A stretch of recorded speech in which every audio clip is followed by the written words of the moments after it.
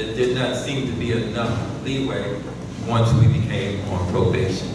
So the probation was basically one wrong move, and they pulled the trigger. And the trigger was pulled basically on 2 events that they claimed that they came to the Great Ross Cafe and there was no one there. They weren't able to get in. So they needed an excuse, they needed a reason, they got it. So now, where are we now? One of the things that I wanted to find out from Scott was that because the gym had made arrangements, and I'm sure if anybody was using it for a wedding, that they made plans in advance, so it would not be something that it may be catching somebody off guard. What are the obligations that we have? How do we find out what obligations that have been committed in the past and in the future that we would be responsible for, or would the gym be able to make some arrangements? Well, I mean, you have to decide what you want to do with the contract. I mean, the contract outlines what the gym is responsible for, what the city is responsible for. The contract doesn't say it ends just because of the grant ends. That's not a termination event. There are terms and conditions in there that yes, the gyms have to comply with the ECHO grant, but there's other terms in there that talk about, in general, the events. So even though the ECHO grant gets paid back, you still have the terms and conditions of the grant, which still govern what the facility needs to be used for. And in our agreement with the gyms, we say comply with the grant and also do cultural events, family events. There's language in there. I can find it if you need to read it. So you do have an agreement with the gyms. And the gyms are still responsible for $250 a month in rent that we set aside into an account to help pay for repairs. They pay half of our utility bills, and we can go forward with that. I mean, this doesn't have to say our relationship with the gyms automatically ends just because the ECHO grant. I wasn't looking for it to end, but the question that I had is that in the first paragraph of the contract with the gym, the first paragraph was that their primary purpose was to make sure that the grant was being maintained. So that not being done, would it be feasible or more productive that we come up with another contract with the gym? That's another option. You can say, even though the grant is being paid back, the terms and conditions of the grant you still have to comply with because they were attached to the contract and we outlined the stuff in there that you have to do. Even though we pay back the grant, so we're not going to have the county overseeing whether or not you're in compliance, the city will still decide whether or not you are complying with the grant. Granted, the whole purpose when we initially did this was to make sure our facility complied with the grant in the way it was operated. But then when we did the second one, we backed out the museum. That museum became the city's responsibility, no longer part of the gym's responsibility. So the gyms had their part, the city had their part of the responsibility. So we can continue to go forward with that, or the parties can sit down and try to come up with a new agreement on how that will be operated between the parties. That's fine to do too. Doesn't that contract expire like in 2 years? It was a 2 year? Well, it's a 3-year agreement, so we're done with 1 year. So you got 2 more years. Mm-hmm. And there's renewal provisions that we don't have to renew. And there's termination for cause. If you're not satisfied with the grant, that the gyms are complying with our agreement, you can give them notice and say, hey, you need to come in compliance within 30 days. And if they don't, you can terminate that. Well, the bottom line is that we'd be able to get the building back. I think that's most important, that we could either write it on our terms as opposed to, write it on our terms so that we can then come to some agreement that would be mutual beneficial for both the grant and the city. I mean, the gym. And you may decide to keep it saying the language is written broad enough, and the grant was written broad enough. They weren't, and we weren't restricted on doing what we did. We just wanted ECHO events. We needed 10 ECHO events a month on average. Is what we were trying to do. Let's get back with what the administrator needs. The payment? Make a motion to authorize the city administrator to negotiate with the Volusia County ECHO program on a 3-year payback agreement. He already did that. Instead, technically he did. When they came back. I'm going by the motion. How about we make a motion to accept? Well, that's the payment would be Yeah, Yeah. to accept the agreement that the town That was law. all. I'd make a motion, well, I'm not gonna make it. I make a motion to accept the Proposed. ECHO program proposed payback. Second. We have a motion and a second. Any questions? All in favor? Aye. And so move. Okay. Do we have a consensus that staff work with the GEMS after Yes. this or mutually agreed upon Is that a motion or? agreement amendment? Should we have a workshop? I think the staff will work with the gym. I think we should have a workshop. Okay, we got staff, we have a staff workshop, we have a workshop would be, I think the workshop would bring us back to the table and put us more in touch, because one of the problems that the ECHO here apparently is that we seem to be out of touch. The city seems to be out of touch with the ECHO, and that was one of the problems. So I think if we get back to the place where we can have a grant, to come back to the table, have a workshop to get a little bit more closer handle on this, and we can go forward. So we don't need to have a motion for a workshop. Okay, so I'll leave that to the city administrator to try to work up a workshop. Okay. So that's 2 workshops. Okay. So now we get into the fun stuff.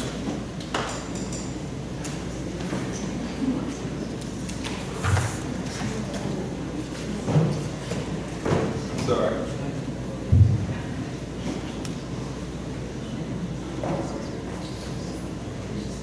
Did we have to do a motion on the crosses for Christ? Was that a motion required, or was that just a conversation? That did not get a motion. It didn't get a motion nor approval. It didn't get a motion, it didn't get approved. No motion, no, didn't get anything. Just a discussion. It was a discussion.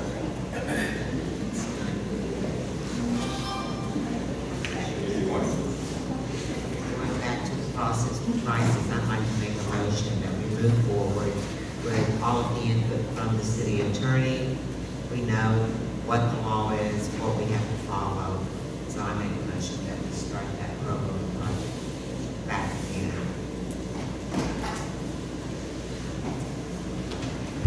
Second. I'm not really clear on what you said, I'm sorry, did you repeat it or Yeah, let's discuss.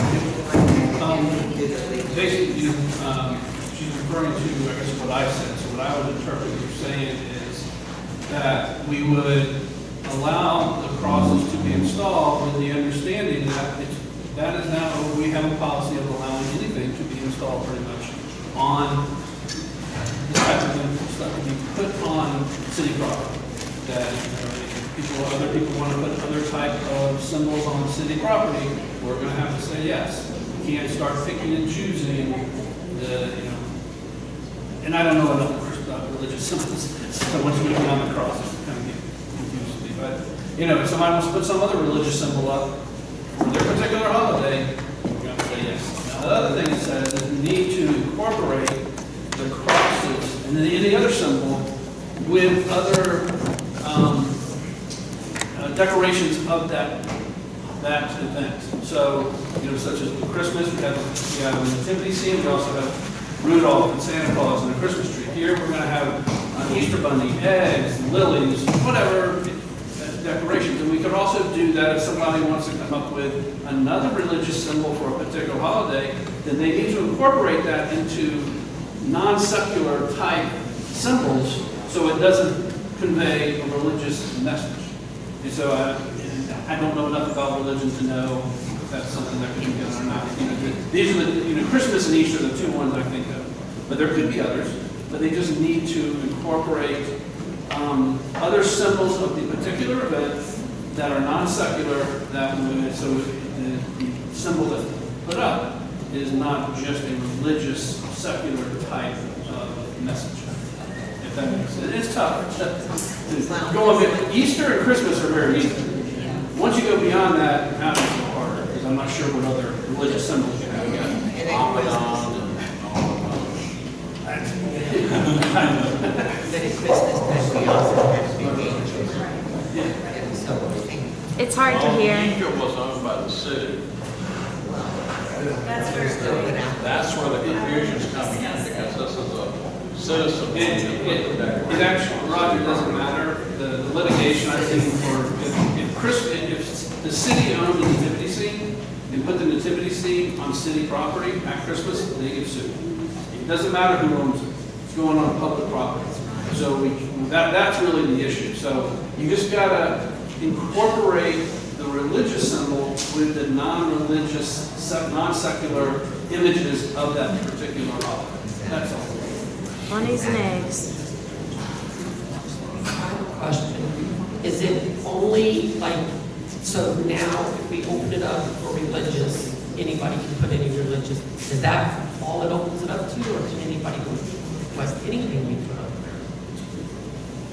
I think it would have to be, I think it would have to be symbols related to holiday events. Some type of holiday event. We try to limit it to some type of recognition. It may not be a holiday event we recognize, but it would have to be a holiday event. And the religious symbol would be incorporated in non-religious. If somebody came up and just said, "Hey, I just want to put a cross here," the answer is no. They just come up and say, "I want to put up a menorah." No, not going to do this. But you got to tie it in with everything else. I can only really give you good descriptions of Easter and Christmas. There's only two good ones I can give you. Well, what I'm saying is like, if somebody wanted to come up and decorate City Hall for Pride Month or something like that, does that, I mean, That, That's a month, it's not a holiday, right? well, I'm trying to limit it to holidays. I believe there was recently a court ruling that prohibited any flags of that nature or of any other nature. There was, the courts allow on public property, a city can say we are only going to fly state flags. City flag, state flag, and the government flags. That gets distinguished when you start regulating what people can fly on their own. or if they don't want flags, or if they just want signs?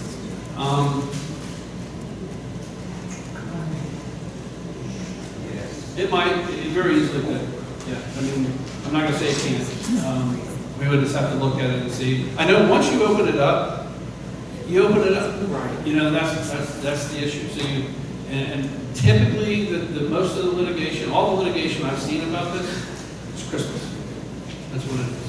And the only cities that have gotten in trouble is when they just put a nativity scene up, they get in trouble. If they put up a whole bunch of Christmas decorations, also including the nativity scene, they don't get in trouble. But I haven't seen where the issue, and I can research that to see if it evolves into, if somebody wants to put up other type of signage on public property. But normally signage is not allowed on public property. The cities can put it up, it's their property, they put up their own decorations. The cities can't put up a symbol that promotes a particular religion or their side. When you start allowing other people to put things on the property, it creates a bigger. Last year, the city had bunnies and eggs. Like another workshop. Yeah.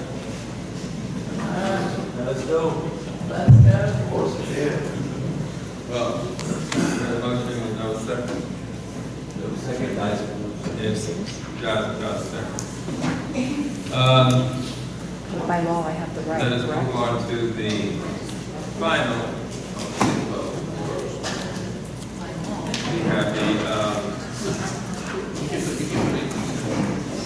We had a resolution for a conservation project.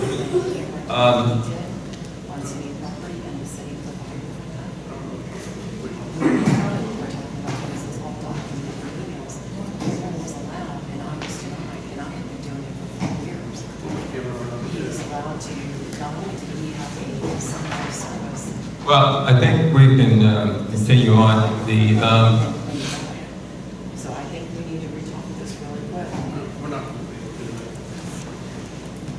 The proposed property consists of Rescind the city. 27 individual properties with multiple ownerships. These parcels total 65 acres on the west side corridor of Lake Helen, and 5 parcels which in total 26 acres were recently nominated entry to the Volusia Forever program. The purpose of this workshop was to discuss a piece of planning. At that workshop, I mentioned to the audience that there were, we all knew that Bobby Luther, who has the property that's one from Summit all the way up on Main Street. And it was brought up in that meeting that there was an individual that was also a county council person, which is David Santiago. And Nancy Weary indicated to me that he was not going to be, I asked her specifically, and she said, well, I don't think it's going to go forward. And I asked her, what did you mean? And he said, well, I'd rather not speak about it right now. So it didn't give me any clue as to where Mr. Santiago was involved with it or not. But we did get what we call the explanation that there was either on March the 8th, there's going to be an assignment of the A or B list. And as a result, if you wind up in the B list, that you could go up to the A list. Whatever the A and B list is, I think the A probably is a better list, but the A is a desired list. The only reason it was on the B list was because of the city's meeting. What as a result of this conversation yesterday, David Santiago and an individual representing the property came into City Hall. Now, someone said that, I got an email, someone said that, Nancy Weary said that I had convinced the developers to pull out of the Echo Grant, Volusia Forever, and as a result, I somehow managed to create this scenario. I can guarantee you, Bobby Luther has property all over the state. Not only does he have property all over the state, that he's also using, I would say, if he's competitive, he is competitive as he's playing 5 and 50-minute chess. Now, as it turns out, on February 28th, his company made a motion, sent a letter to our city administrator to say that he was following through with the development plan. The development plan that he had could be already approved because it was in the commercial zone. The fact that it was his property, that he could make a decision what to do with his property, that would be up to him. When I did not know this at the time that they came, because basically I was following up on what was happening with the Echo Grant. And Mr. Santiago was one of the ones that spoke in our behalf. So I wanted to know what was his scenario, because we are at a place now that the city administrator is, what we just now did was giving him at least directions to offer the city a counter offer. Our initial offer to them was let us pay us $50,000, whatever it is, in 3 years, and let those 3 years, let it begin a year from now. That was the offer. The counter offer that they came back with was, no, we're not going to give you 9 months, we're going to give you 90 days. So we got a counter offer, and the counter offer seemed to be as good as it could get. That we won't have to pay the whole $156,000 back. Oh, we're going back on that? You're talking about Echo. We already had Echo. The Echo Grant, but I'm sorry. The Echo Grant, the reason that it was brought up in terms of the Volusia Forever is that the Volusia Forever was what we were giving the rating on. where we are right now is that the Volusia Forever program had two willing sellers. And of the two willing sellers, one of them on February 28th said that he was no longer interested in the program. That is not true. Well, that's the letter that we got, and I wish you would wait until we finish, please. I give you that respect. So now where we are now, I'll let my city administrator bring us up to where we are now, because I did not, could not, would not tell them what to do with their property. Neither would I. But I wouldn't say that you did, you didn't. And that's what I was told. Not told, but that's what I saw in your email. So I take offense to the fact that somebody would basically bring a blatant lie into, with my name attached to it. Well, let's have a I did not say discussion. anything Would you about. please allow the city to do business and hush Yes, ma'am. or be removed? I won't want to do that, but she has a right to speak, and I have a right to speak. So if you can hear me, I've listened to you all night. I haven't interrupted you. So let us get past this point, okay? So I would just ask that the city administrator would give us the technical parts of where we are right now as to where this stands and who said what when. I'll leave that to you. Mayor and Commission, you had a workshop, and Heather, I found another typo. I wrote the 23rd, and I looked at my calendar, it's the 22nd. 22nd. I'm gonna watch my dates, all right? We had a workshop on Thursday, the 22nd, to discuss the Volusia Forever program at City Hall. And in that discussion, there were, at the time, two property owners that had been identified that had indicated to the county that they were interested in participating in the program. The county had a representative from Volusia Forever come out and talk to us about the program, the process, and in terms of that aspect, but that they would only deal with willing and selling owners. During that workshop, what I asked of the board is if you had a problem, if I reached out to the owner to determine whether or not he was a willing participant in Volusia Forever, because he also had a development application going to the city that was for that site for commercial development. And I brought the zoning board just to show it's the red property under there, and it's referred to as the city's second here. The Gateway Commercial District zoning, which was adopted in 2018. After our meeting on the 22nd, I emailed Denande Investments, which was Mr. Lutra, and on February 28th at 3:14 p.m., he sent an email back to me that he was interested in developing his property. They were at City Hall on Wednesday this week and met with the mayor. I was invited to come up and to meet Mr. Santiago and Mr. Lutra and his representatives, and had the discussion again about Volusia Forever. And he indicated at that meeting that he was withdrawing his application from Volusia County and that he was no longer interested in participating in the program. He sent a letter that came in then yesterday late via email, and I sent that out to you all. And that letter is addressed to Tim Telford, Resource Stewardship Division with Volusia Forever, myself, and to the mayor. And it's to notify us that I'm withdrawing the application for the above property to be considered in the Florida Forever program. If you have any questions, please contact me at your convenience.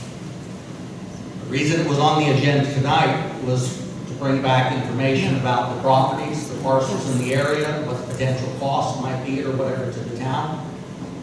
You can still have that debate or that discussion, but based on Mr. Luthra, it won't be about his problem.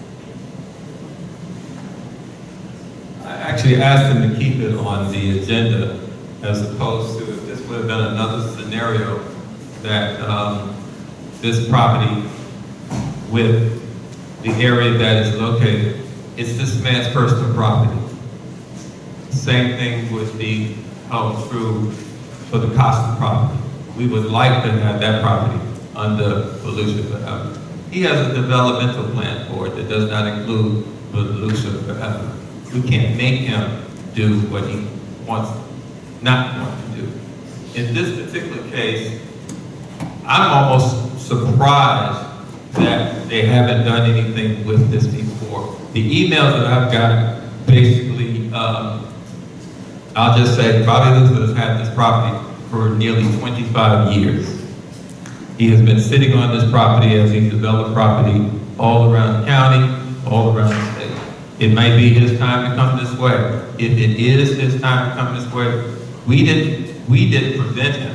If there was some reasonable idea that we could have done when we made in 2018, when we made the Gateway corridor, we made those decisions that we were going to keep it commercial. The fact that he now wants to turn what he's already been sitting on and make it commercial, he has every right to do it. And there's no way in hell I would have told him, well, we don't want environmentally protected areas. We want you to invest money in this town. It don't work that way, folks. It hasn't, it won't, and it don't. So, I take offense that I'm looking at myself looking at people writing me, telling me what I said in a meeting that they did not attend, about things that mathematically is impossible, that they would have made a decision by coming to City Hall that would have changed their idea and their plans of making and developing property. It's just ludicrous. Yes. So for whatever it is at this point, we are in a position where the city doesn't really have a lot of leeway here, because that red area that they set up there, it is for commercial. And in the list of things that is zoned for is residential, non-residential, but assisted living position. That's what's on there. There are a list of things that are not on there. But the one thing that, and again, I will also put out one thing that I've been sitting on this board long enough to know, that when developers want to come into the city, they do their homework. They know our charter, they know our comp plan better than we. They're not going to spend money to come to a city that would prevent them from coming here. So he's going to spend money here based on what he has the ability to do. It's either our short-handedness for not taking a more proactive state, or the fact that the city is actually growing, and there's certain things that we're going to have to go along with, whether we like it or not. As long as we made the criteria for that property to be developed. The city made that criteria, not the developer, not Bobby Luther, not Bernard Burke. The commissions before this commission. And every time a commission leaves, what they leave behind, the new commission has to pick up on it, unless they just go ahead and change it. We haven't changed it. It stands the way it is. So I just say, I've been working every day in this city, and to think that somebody would have the temerity to think that I would stoop so low to do something so despicable, it's an insult. I don't know who you are, who you think you are, but this is not the place. This is not the time, Nancy. For us to be able to get beyond this place, beyond this point, we need to be able to do this together. This is a together thing. We have to do this as a city, and it's not no me and the plan that it's all about me. All I've heard earlier is I. This is not about I, this is about us, this is about we. And this is who the city is, the city of Lake Ellen. Now again, every letter, email that I got them in the last 2 days. I did not have a chance to respond to all of them, but I guarantee you, I will send out a response to every person that sent something into me, and I appreciate it. So, at this point, there's nothing to vote on, there's nothing to argue about, there's nothing to be able to, this wouldn't have been on the agenda had it not been for the fact that it became an issue. Because it's a non-issue. We don't have a responsible way to move other than going and follow the law. We may not like it, but that's where we are. Sorry about that. Now we get on to what's actually needed to get the further project going. Thank you. The property was put on the B list. The B list means that the property has some stuff that the Forever program needs more information on. And a lot of that has to do with the city's commitment. Is the city going to be commit to doing the maintenance for the area that is going to be designated for conservation? Is the city going to be willing to put up a certain amount of percentage of financial assistance to help the Forever program purchase the property? Those are the two main ones that need to be answered. There's a lot of other properties in there, and there's a lot of other ways of still having the conservation project. There are things that municipalities and government agencies are allowed to do when developers are developing an area, to negotiate with them to change their plans, to make compromises, and to bring programs in that benefits the citizens more than what the entire development does. I've had meetings with David Santiago. I have not had an answer back from Bobby Luther yet. David Santiago likes my idea, and he's going to talk with Luther about it, about increasing the buffer areas and maybe eliminating 1 or 2 buildings to increase the buffer area and create an area, a park area and stuff, where if they do have a residence facility there, that the residents there and the residents of the city would be able to use the area to look at and see the nature and see what's going on. So there are still ways of saving the property. And there's a lot of other properties all the way down the stream to protect the waterway and protect our water resource for that area. As far as the zoning maps and future land use and everything goes, the commission can change those. It's not something that is written in granite. They can be changed. And that was one of the issues that somebody told me about a year ago when I was talking about the 5 parcels that are involved in the conservation area that the city owns, and how to handle it so that it doesn't get changed in the future to something else by the city. And that, on those 5 properties, is that we would need to turn over the development rights for those properties. 3 of them are in a swamp. And St. John's Water Management ain't gonna let you do anything with that anyway on the swamp area. 2 of them are a little bit high and dry, but would be great for the trail system. So those are 3 of the issues that the Volusia Forever program is looking for the city to handle so that they can continue going forward with this project. And so with that, I make a motion. Okay. Thank you.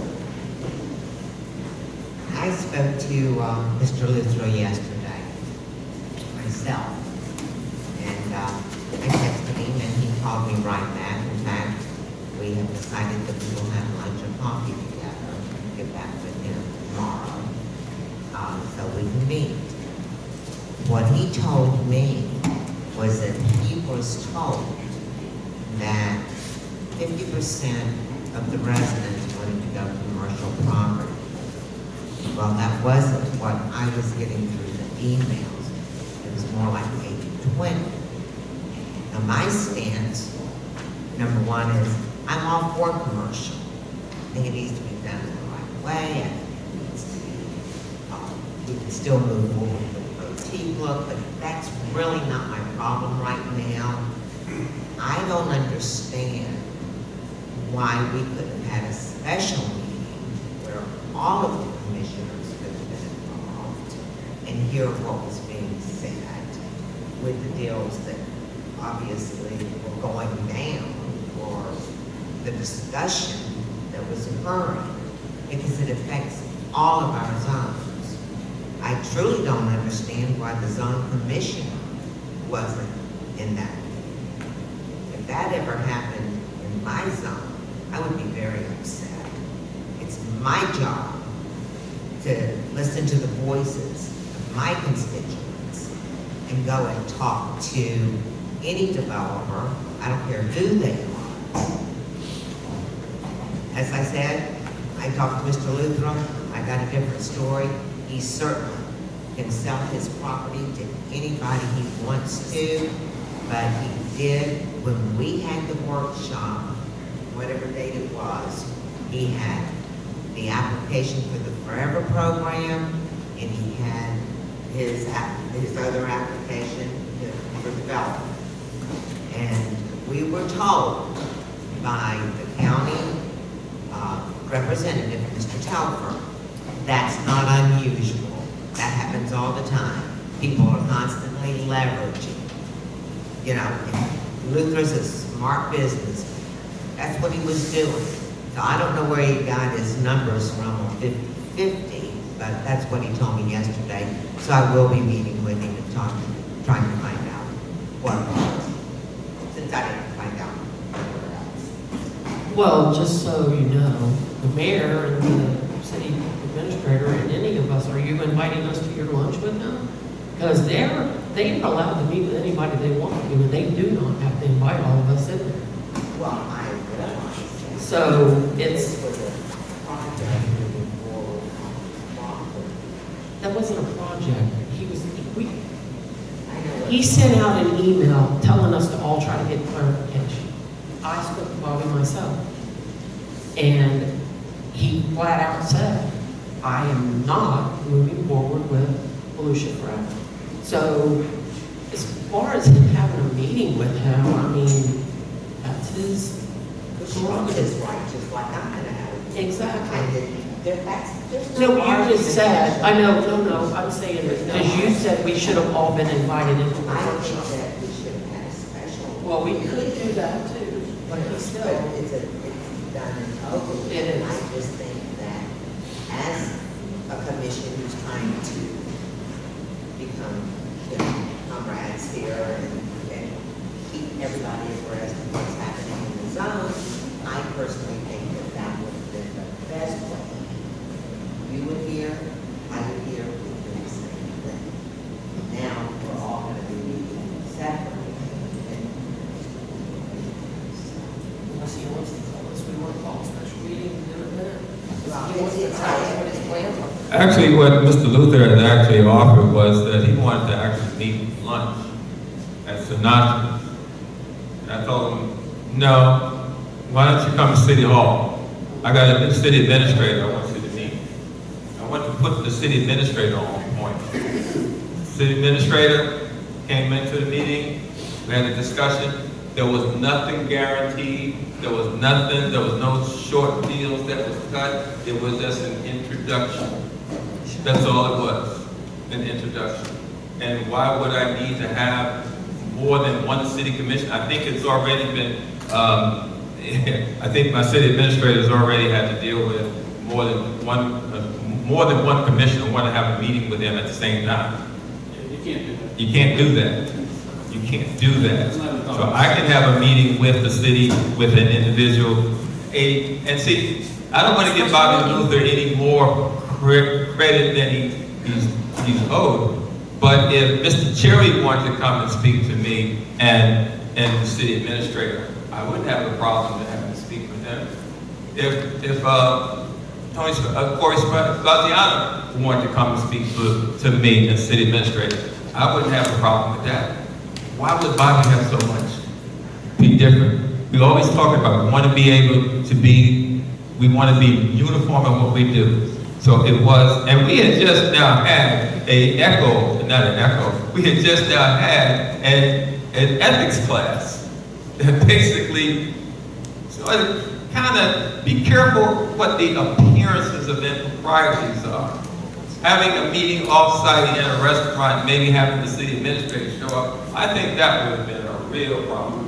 If I didn't get my own receipt to bring the receipt back that he didn't pay for my meal, I think that would have been a really problem. So to alleviate that, you can come to City Hall. Anybody can come to City Hall.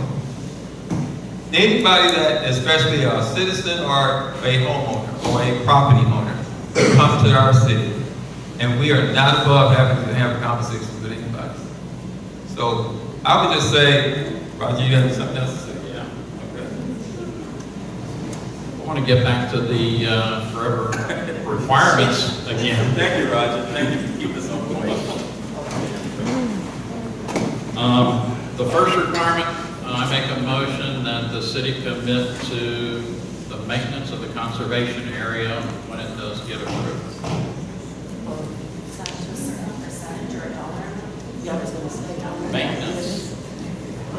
And what is it, and have a dollar figure that you're proposing, or are you just? $20 an hour per person, that, or whatever their pay scale that we're paying the maintenance people to do it, and the volunteers go out there on their own. I mean, it's a city maintenance issue. Which property are you talking about? Is there any one specific, or is it just a general? The conservation area, To be, when it gets approved. when it gets approved? Yes. Okay. Which areas are there? Is that the one that you're talking about, Bobby? It would include the whole 28 parcels from Main Street down to the Mason. Even if we don't have a willing seller? There are willing sellers. I'm just Yes. asking, this is not. It's the conservation area. Whatever area gets approved for the conservation area, the city will commit to doing the maintenance requirements.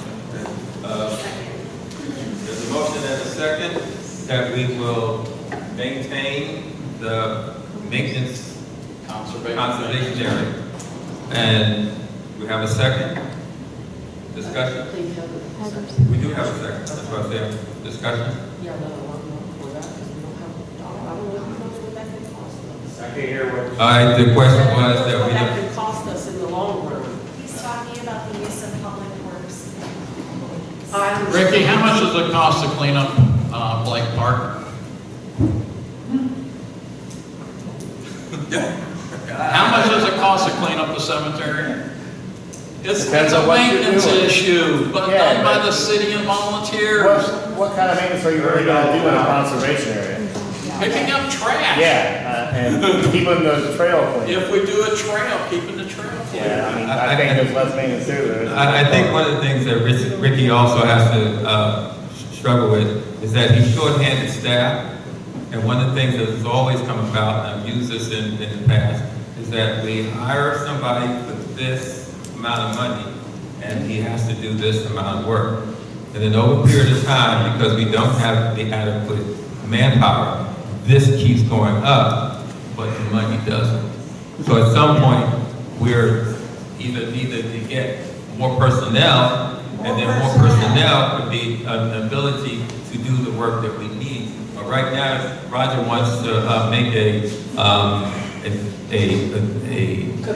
commitment to do the work, and whatever that amount costs, then we'll deal with that at the time, because we don't have a dollar figure up front. Well, even Ricky can't give you a Well- dollar figure for our current ones. Well, that's also attaches to your motion, because it means that we just want to have a blanket. We want to keep it clean. We want to clear it up. whether or not if it's $30 an hour or $10 an hour, we want to get it done. That's the motion, that's the understanding I have. Yeah, it would include city maintenance people and volunteers who are willing to go and keep the trails cleared and the area cleaned up. All right, we have a motion and a second. Zone, You have cards. I would do public comment. I'm sorry. Why not do public comment on it before you vote on it? Okay, thank you. And then secondly, you might want to define what the maintenance is. To say that we will agree to do maintenance defined as picking up the trash and cleaning the trails and mowing over fields, or whatever it is that you're envisioning as the scope of maintenance, because maintenance could be broader than, they may interpret it broader than what we're thinking. So I would suggest defining the scope of maintenance. Okay, so you want some public comment? Anybody have public comment? You have a card. I don't have cards. You first. Nancy Weary, 435 West Delaware. I would like to point out to you all that in June of 2023, the City Commission unanimously voted to support this project for conservation, including all of those 27 parcels with all of those multiple owners, including Mr. Luthra. You came back in January of 2024 with the new commission, and Mr. Mayor, you signed a letter of support. So why did we accept an application? And I'm going to say, I fully support Mr. Luthra's choice. This is a willing seller program. Mr. Luthra had been a willing seller for almost 3 years. I don't think a lot of you understand that. He withdrew his application at 1:44 with me yesterday after meeting with you. So I do know a little bit about what I'm speaking of. Going forward, we still have a willing seller. We have several willing sellers that are willing to fill in the other 40 acres. And I'm going to tell you, whatever anybody in this room decides to do, you better look at the hydrology and you better look at the real, true environmental sensitive areas that you have to deal with before you even build. And I will go on to say that as we move forward and we talk about bringing in the interlocal agreement on this project for bringing that sewer over here, I want every one of my neighbors to know, because that is supposed to come down Main Street. If your system fails, your sewer, by law, you will be mandated to hook up to that. So there needs to be, and I have asked for the past 3 years for full, open, and honest discussion and transparency by everyone. There is nothing that I've tried to hide. I totally value this man's rights to do whatever he wants and anybody else. Before you tonight, you still have another willing seller. You have a lot over there to try to save, and I would advise you all to look into that. There's a lot that can be said there. Nothing that was said by me or was accused of being said by me was said by me. I didn't say you said I'm not talking to you right now. I've already listened to you.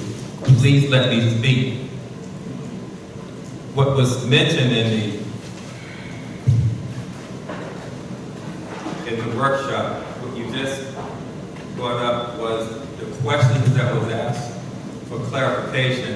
You seem to have now information that you had then that you didn't have now, that you had then, but now I'm hearing it.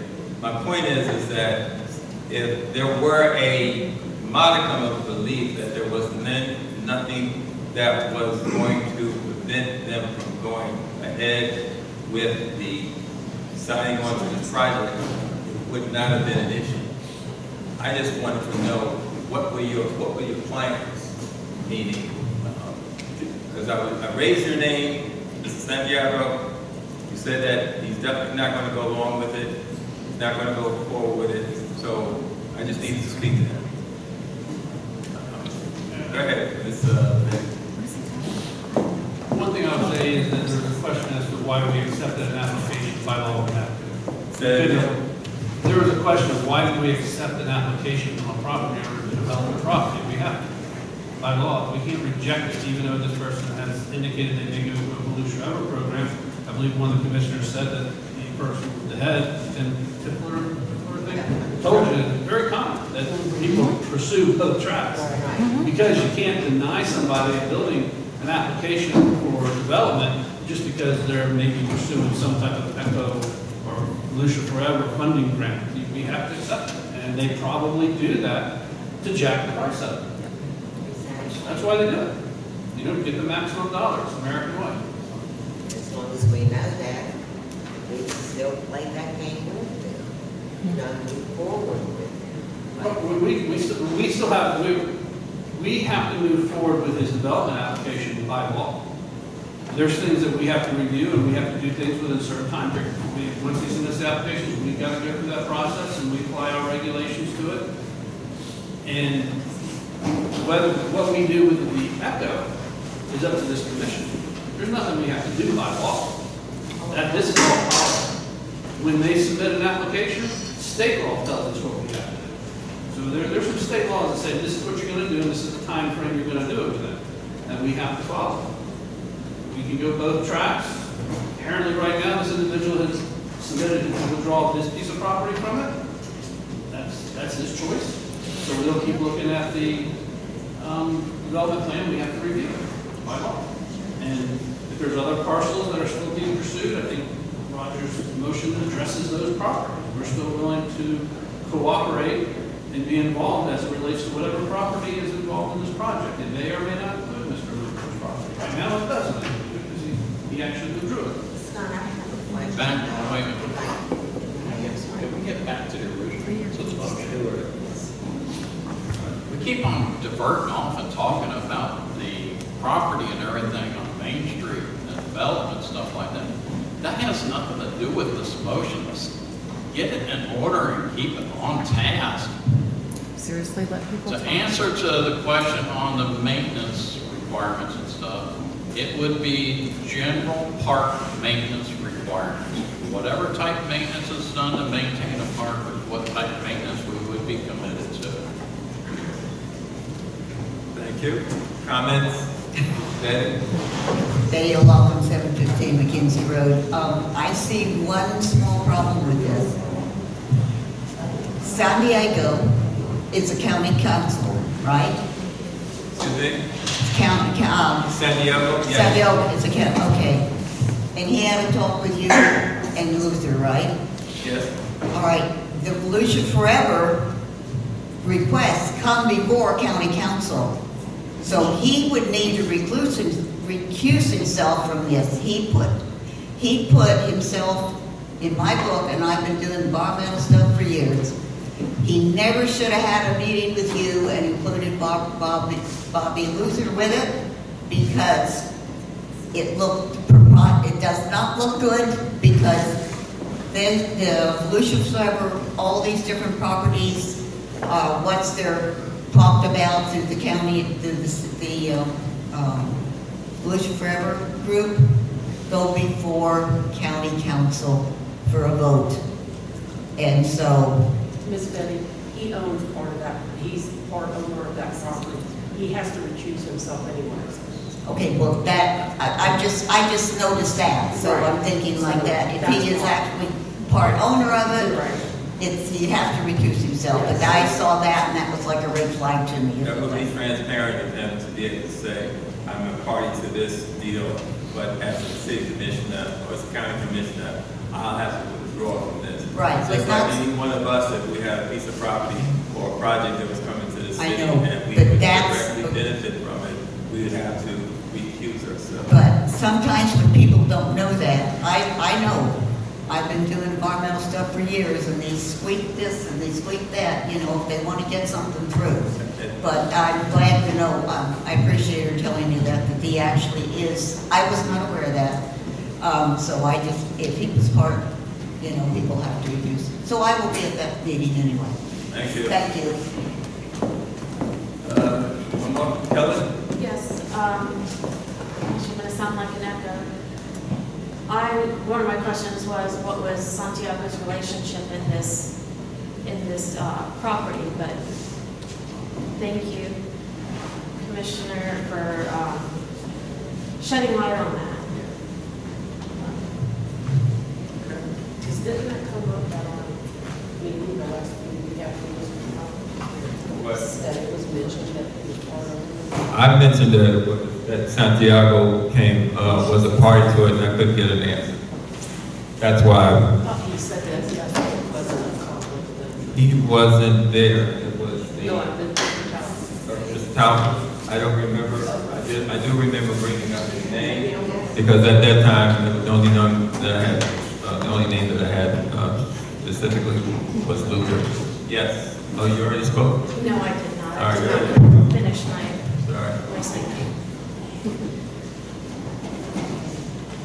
As far as the A and B list, on March 8th, the Volusia Forever went ahead and approved for the B list, mainly because this meeting right now hadn't happened before the Volusia Forever meeting.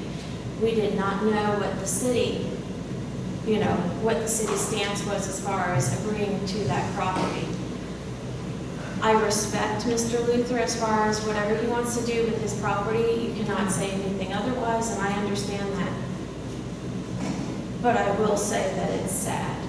And it's sad as far as when I moved here to Lake Helen, I might not be here as long as everyone else, but it was a relief, especially from South Florida where we have so much concrete and you squeeze everything in. But to see the trees, the natural resources that we have, and the wildlife just start dissipating and disappearing here. And I know that a property owner is able to do with what he will, but I just have to say that it's really sad to see what you love about your city start to disappear. And I really respect Ms. Weary for 3 years championing to put together the idea of conserving this natural resource that we have and communicating with property owners that are interested. We still have a chance to save what's out there with the property owners that are willing to sell. And I hope that the city sees that and understands how important it is to have those resources and to conserve those properties as they are. And ideally, it would have been nice to have the Dondi property as part of conservation. And since that's been removed off the table, I hope that the city will keep in mind that there is a possibility of an easement. And if Bobby Luther and his team are interested in pursuing that easement for conservation, I think that being the last resort as far as having any possibility of conserving that area, so that way those resources are intact. I hope that our city, and I ask our city, please support that. Thank you. Please support that, because that is something that we can't take back. Once you lay down that concrete and start digging in there and start putting in all that, it's not going to come back. And once it's gone, it's gone. We don't want to be all concrete. At least I know I don't. Thank you. I'm going to make this real quick. All right, I got messaged, and I just want to relay the message to you that I was informed by somebody else. And I'm sorry if I understood you wrong, but I agree with the attorney that you guys need to specify what you guys will do for maintenance, because I was told that part of their maintenance program is removing invasive plants, and that some of that involves by hand work. And you're talking about a lot of man hours for his crew to be out there working on the trail that could, in the future cause a lot of problems with the other work that needs to be done in the city. He wanted y'all to be aware of that. So I'm just relaying the message. Appreciate that. Appreciate That it. was covered in the workshop. That being said, We call my card or just a paper? no, I've got a card for that too. Kurt, I got you, Kurt. left? I'm sorry. Ron Perry. Ron Perry? I didn't see his card. I didn't either. Sorry about that, Ron. Ron Perry, 451 West Michigan. I appreciate Nancy for all her hard work. She's put a lot of time, a lot of meetings. But the new city administrator, I guess, I don't know under whose direction, put the site plan for this new development. And I don't think that site plan should have even been shown to the public. Yeah. Has it gone through the historic board? Has it gone through, you know, who approved that to be, like, that's given a lot of problems. Is there gonna be sewer, not sewer? You know, I look at that plan, I see 10, 9 septic tanks. I mean, we shouldn't even be talking about a development, so I'm glad Roger is trying to get us back on track and just vote on the property for the conservation and not a new development.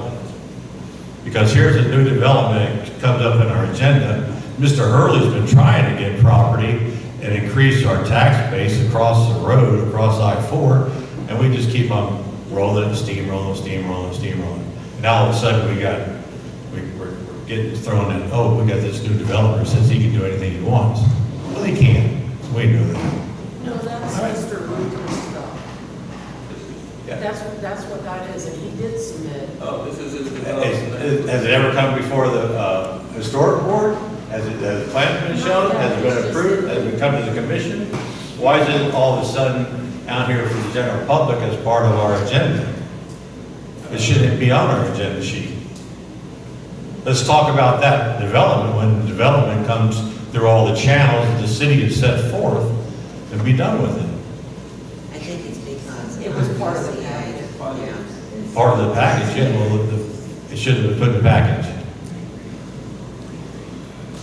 I think it's being transparent, sharing everything. It's his concept plan. It's his concept. Concept. Well, thank you, Roger. That being said, Got a motion, second. got a motion and a second and a vote. Would you restate the motion? Roger, I'm sorry, you keep going back to it. Yeah, bring you out. That's a submitting, the city commits to the maintenance plan for the conservation project. That's a second by Heather, Assistant Commissioner Rutledge. Motion, second, vote, all in favor? Aye. No. No. I only get one of these votes where I got to be the tiebreaker. For the purposes of having at least us having, I'll say yes.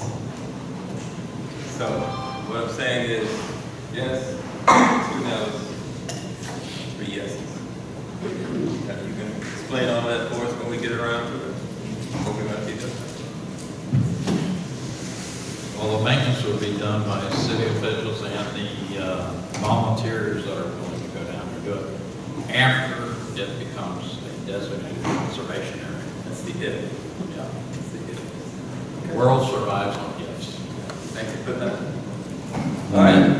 The next part of the requirement is a financial commitment from the city. And since Is that another motion?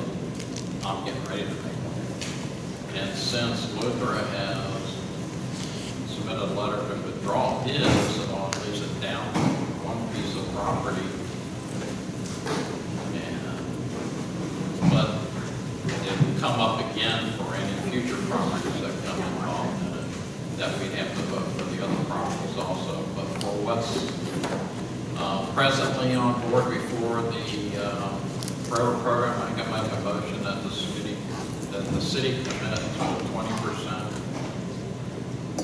financial involvement in the conservation project. Up to what dollar? Does it matter? Right now, I think it's about $4,000. Motion? We're Second? gonna say up to 4,000, or we're gonna say up to, can't even put a cap? Well, the property's only valued for about, what, 8,000? Roger made his motion, it was 20% with no cap. So the question really is there a second for that? Is there a second for that? Going once. Twice. No second. Just to let you guys know that a lot of these commitments are requirements for conservation in these projects from the Forever program. And if we don't commit to it, the programs die. And then you get concrete, the trees are gone, the animals are gone, the water resources are gone. I would like to see if we could restate the motion we have. I'm not opposed to it, I just don't feel comfortable without having a parameter set. That's why I did not second.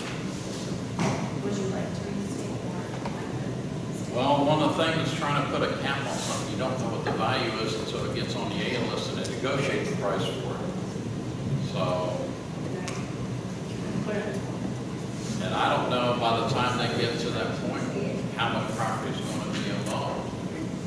So just based on the one that's still a going seller, the cap would be about $2,000.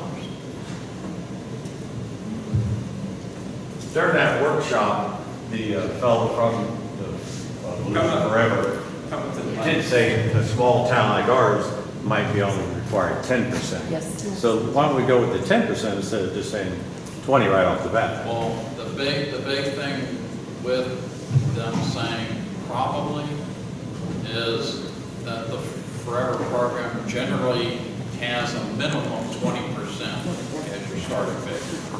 It doesn't. It's 10. It's 10. And they've said that to us repeatedly, that it's 10. There's no sometimes the program will actually buy the product, so we don't have to give any money. You know, I mean, we may have to, but there are all situations where they sometimes get funds and they actually buy the property if they want it bad enough. You want I was just going to say, if we're talking about the one parcel, the Thomas parcel, the tax office has its market value at $29,500, which isn't the same as sales value. And that figure at 20% is $5,900. Is that a cap of 6,000? So if the property, the nursery, gyms, or No, one that this renters- is property No, down. I understand. My question is, are you wanting to put that into the conservation program as well? And This that's, is a total different subject. The gym, station, and the conservation property on John Street's totally separate from this. It's this. It's up here. It's this little corridor here. Yeah, I'll bring, It's over here.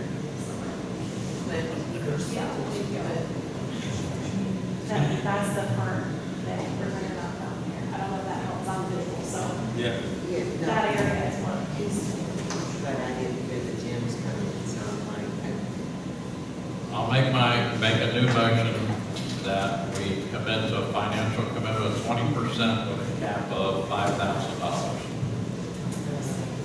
It's going to be more than that. Motion. Second. Well, 5,600 or something, but 5,000 is good enough. That gives us about 18%. We have a motion with a cap of. Okay, second. Okay. 5,000. We already have a second. Motion Rogers, second. Huh? $5,000. Yes. Motion Rogers, second. Right. Start to the left. Zone 4. Yes. Zone 3. We did put a $5,000 cap. Yep. On this side? Yes. Yes? Yes. And I vote yes. Okay, folks, it's been real, been lovely. Commissioner. I'm trying to get out of here. Sorry. I know, I'm annoyed. Okay, we have now the commission's comments. I promise to have some brevity with this situation. So we touched on it earlier in public comment. Mr. Preston already touched on this topic a bit. but I wanted to revisit the conversation of septics. After our last meeting, we did have, we replaced the septic system at Mitchell Brothers Field, and we revisited the conversation via email. Mr. President addressed us, and I wanted to bring that back before us tonight to see if we could revisit the conversation, maybe have another workshop, and really drill into what the city wants in terms of septic. Do we want to offer incentives? Do we want to start requiring the nitrogen offloading septic systems? Apology if the language isn't quite right on that, but I would like to see if we could revisit the topic. And because I don't really feel that we got an answer after our last workshop, and the board has changed since then. So if you all are amenable to it, I would like to suggest that we have another workshop to discuss this. Yeah. Okay, great. Motion second. Do we need a motion? Or just No, okay, great. My last order of business is we received an email from the Volusia League of Cities in reference to their awards banquet nominations that they'll be having a banquet in May. And the deadline to submit a nomination for this is March 29th. One of the categories is Employee of the Year for Public Works and Utilities. I think you all can tell where I'm going with this. So I would like to make a suggestion that the city send a letter nominating our Public Works Director, Mr. Mullins, for this. And I've typed up a letter. I want to just read it. If you all are okay with the suggested letter, I can send it over to the city administrator for the final tweaking of it. But the letter is suggested to be: the City of Lake Helen wishes to nominate Rick Mullen for Employee of the Year in Public Works and Utilities category for 2024. Mr. Mullen is deserving of this award for an extensive list of reasons. He is well known in Lake Helen and its surrounding communities for his outstanding work ethic and immense love of our community. As Public Works Director, Rick can be found waist deep in a hole full of water, doing the hard work that it takes to repair a water main leak or elbow deep in any project before him. He does not feel he is above the dirty jobs and will always be the first one there and the last to leave. You can find him working on community goals or behind the scenes on most ongoing projects in the city. Rick is not one to shy away from hard work, and his determination is well known throughout Volusia County. Through Rick's vision and his many invaluable connections, our city was able to build a brand new public works facility in 2019 for only a fraction of the cost, saving our taxpayers a significant amount. He is a firm believer in being a problem solver and consistently shows up not only for city staff, but for his neighbors. Rick's outstanding service to our community is not only shown in the 25 plus years he has held a position as a city staff member, but was felt reverberating throughout our community when he attempted to retire. Once the appropriate amount of time had passed, the community collectively came together in all forms, email, letter, public forum, to support his rehire. The city all but had banners and folks on rooftops shouting support for him. The resounding support was astonishing and a clear reminder of just how invaluable Mr. Mullen is to our community. If you all are amenable to that, I would send it to city staff for consideration. Was there a word number, 500 words? Yes. Yes, there's a list of requirements, and it's no more than, I don't think so. It just says submitted and approved by department directors, city administrator, or elected official, no more than 500 words. And then there's 4 criteria: exhibited work performance above and beyond the call of duty, proven sound judgment, initiates ideas and has integrity, is dependable, excellent rapport with citizens and fellow employees, provides solutions that result in cost savings. Double check on it, because I think they can county form, they're also, but double check on that also. Sounds good. Yeah. Consensus is, okay. Thank you. That is all I have.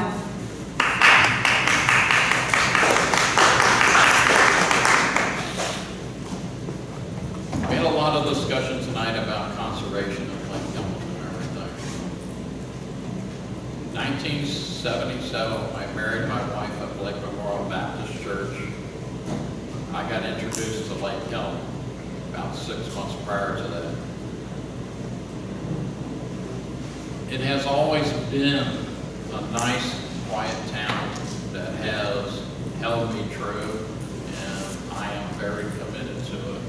I am committed to the conservation, creating green space as much as possible, and creating an ecotourism system in the town that will actually bring in a lot of the businesses that cater towards the outdoor sports arenas. I know a lot of people throughout the county, most of them are in the fire service, some of them are in the law enforcement. And every single one of them that I talk to talks about Lake Helen and how great it is, how it's still not being overdeveloped, and that's what I want to keep it as. I have been accused that I am against conservation. No, I am not.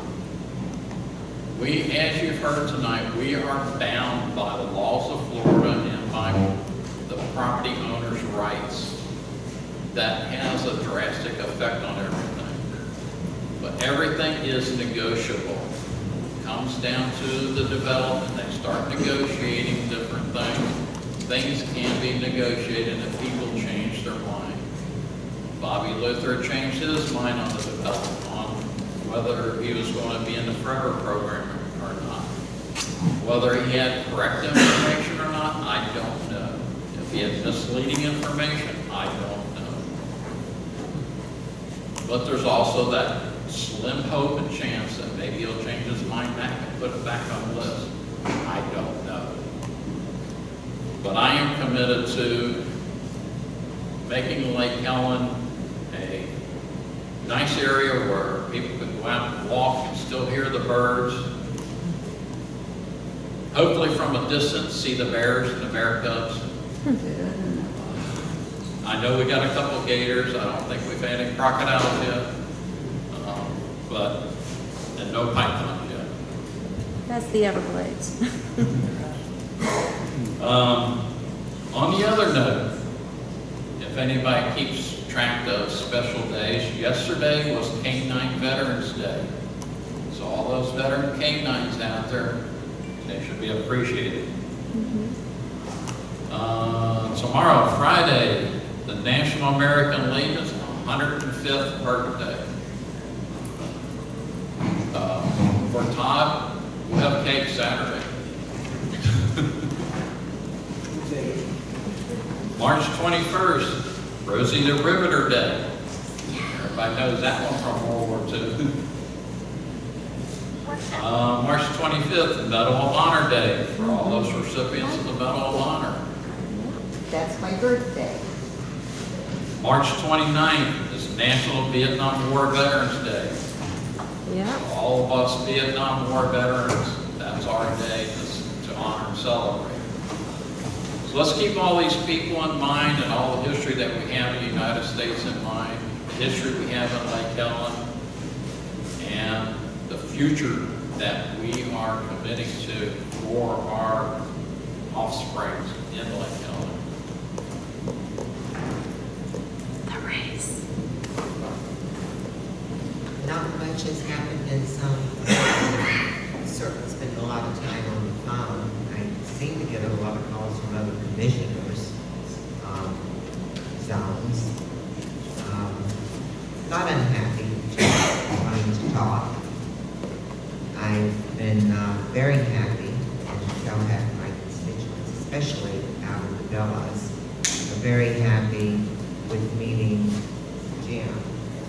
They're thrilled that he's here, and hopefully, and they're hoping, from what they're telling me, that we can move forward, that he will remain transparent, and that he will stick to his word. And I've assured them that he will. If he doesn't, he knows I will not be happy. So, but I think he's working out right now, I just would like to see this commission move forward. It's kind of sad. We're all gonna be dead before we can even put a break on, you know, Lakeview Drive, or down around Papa's Pizza.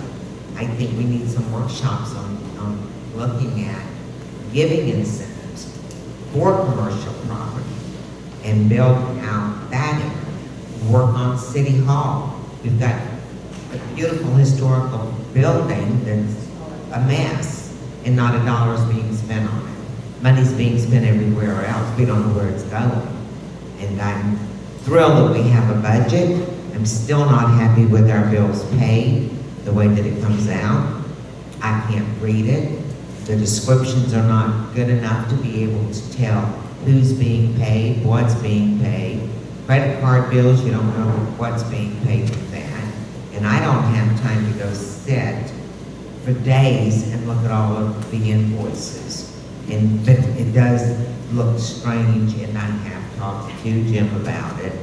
And I hope that someday, prior to me getting off this dais, that the people that I represent will be able to look at a sheet of paper as though it's a checkbook and know where our money's going.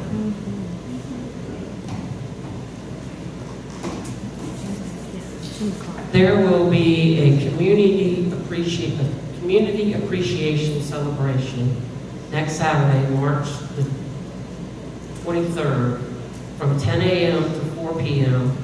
at Melissa Park, 450 West Ohio Avenue. Everyone's invited. This celebration is the community's appreciation for the new park. It is being totally funded by donations.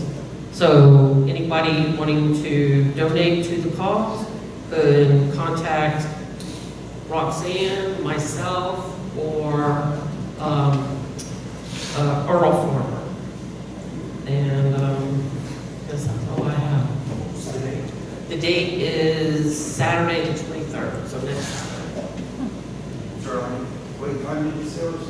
I'm sorry, what? What time was it? It's from 10 till 4.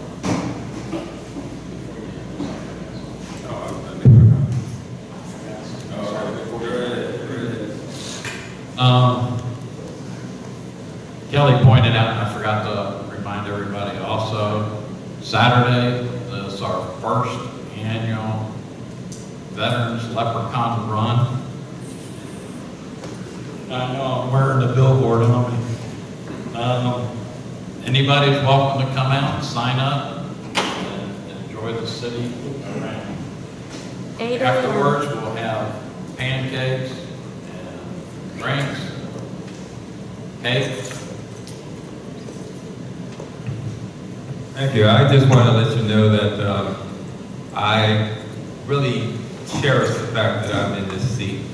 It took me 14 years or 15 years to get here, and I didn't do it the easy way, I did it the hard way. I did it the way that would not necessarily put me on Front Street, but I was always in the background. Anybody had anything that they wanted to have done, they could always look forward to find me there. So I'm not a flash in the pan, but I also want to be able to let you realize that where we are right now, we have come a long way, but if we want to go further, we're going to have to be able to bring more talent and more personnel into this, because the young lady was sitting at the table, she is going to be overworked.